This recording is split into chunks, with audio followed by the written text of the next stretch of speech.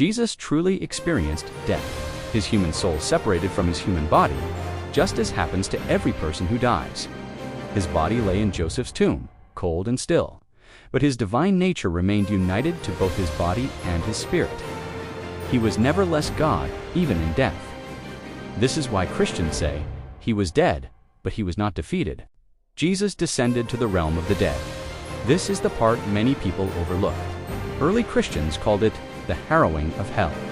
Not hell as in the place of eternal punishment, but Sheol, Hades, the realm of the dead, the shadowy place where souls waited. The idea comes from passages like, "He descended to the lower parts of the earth. He preached to the spirits in prison." In other words, Jesus entered the realm where death held humanity captive, not as a prisoner, as a conqueror. Christian tradition describes this moment vividly. The gates of the underworld trembled. The ancient chains that held humanity cracked. The souls of the righteous Adam, Eve, Abraham, David, the prophets lifted their heads as light pierced the darkness. Jesus did not go to suffer. He went to announce, to declare that death's reign was over, to break the bars of the grave, to lead the faithful into freedom. This is why ancient Christian art shows Jesus pulling Adam and Eve out of their tombs, a symbolic image of him rescuing all who waited for redemption. While this spiritual victory unfolded, the disciples hid behind locked doors. The women prepared burial spices. The city of Jerusalem went about its business, unaware that the greatest battle in history was being fought. The tomb was sealed. The stone was heavy. The world thought the story was over, but beneath the surface, eternity was shifting. On the third day, Jesus returned to his body, not as a ghost, not as a resuscitated corpse, but as the firstborn from the dead, resurrected, glorified, transformed. His spirit rejoined his body. Life surged where death had claimed victory. The stone rolled away not to let him out, but to let the world see in. The 3 days were not empty time. They were the hinge of history. During the 3 days, Jesus' body lay in the tomb. Jesus' spirit descended to the realm of the dead. He proclaimed victory over death and freed the righteous. He waited for the appointed moment of resurrection. On the third day, he rose in glory, conquering death forever. Christians see these days not as a pause, but as a cosmic rescue mission. Darkness, not the darkness of night, but the ancient, suffocating void of the realm beneath all realms. Sheol, the place of shadows, where the dead waited in silence. There was no sky here, no wind, no time. Only the endless gray plains where souls wandered, weary and dim.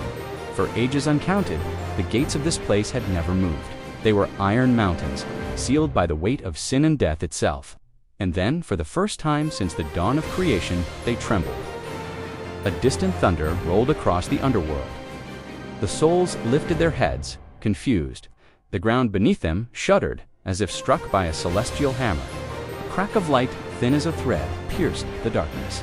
The demons guarding the gate recoiled, shielding their eyes. They hissed and shrieked, their forms twisting like smoke in a storm. The light grew brighter, hotter, alive, and then the gates exploded inward. A shockwave of radiance tore through the realm, scattering shadows like leaves in a hurricane. Standing in the breach was a figure robed in glory, wounds still fresh upon his hands and feet, yet shining with a power that made the darkness flee.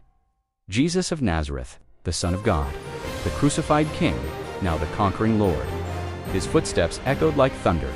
Every step pushed the darkness back. Every breath carried the warmth of life. The souls stared in awe. Some fell to their knees, others wept, recognizing the one they had long awaited. Adam stepped forward, trembling. "Adam, is it truly you?" Jesus reached out, lifting him gently. "Jesus, I told you I would come." Eve covered her face, tears streaming. "Eve, we thought the curse was forever." Jesus, "No curse is stronger than my love." Behind them, Abraham bowed low. David pressed a hand to his heart. The prophets whispered to one another, overwhelmed. From the depths of the realm, a roar rose, ancient, furious, defiant. The ruler of the dead emerged, cloaked in shadow, eyes burning with hatred. "Death, you have no place here, Son of Man." Jesus turned, his expression calm, resolute. "Jesus, this place belongs to my Father. You were only its keeper." Death snarled. "Death, they are mine. All of them, bought by sin, bound by law." Jesus lifted his pierced hand. "Jesus, then let the law speak. A scroll of light unfurled behind him, the record of every sin, every failure, every chain that bound humanity. And then, before the eyes of every soul, the scroll ignited. The fire did not consume, it purified. Ixus, it is finished. Death staggered backward, clutching its chest as if struck. Chains shattered across the realm. The prison doors burst open. The souls gasped as warmth flooded their beings for the first time since death claimed them. Jesus extended his hand. Jesus, come, it is time to go home. Adam and Eve stepped forward first, then Abraham, then David, then the prophets, then the countless unnamed souls who had waited in darkness for hope. The realm shook as the redeemed rose like a tide of light behind their king. Demons fled into the cracks of the earth, the shadows recoiled. The gates of Sheol collapsed into dust. Jesus led the procession upward, toward a horizon that had never existed in this realm, a horizon now blazing with dawn. As they rose, the darkness below shrank, powerless. Above them, the stone of the tomb waited. The world waited. History waited. And on the third day, as the earth trembled and the stone rolled away, the king returned, not alone, but as the firstborn of a new creation. Death had been defeated. Hell had been harrowed. The grave had lost its claim, and the world would never be the same.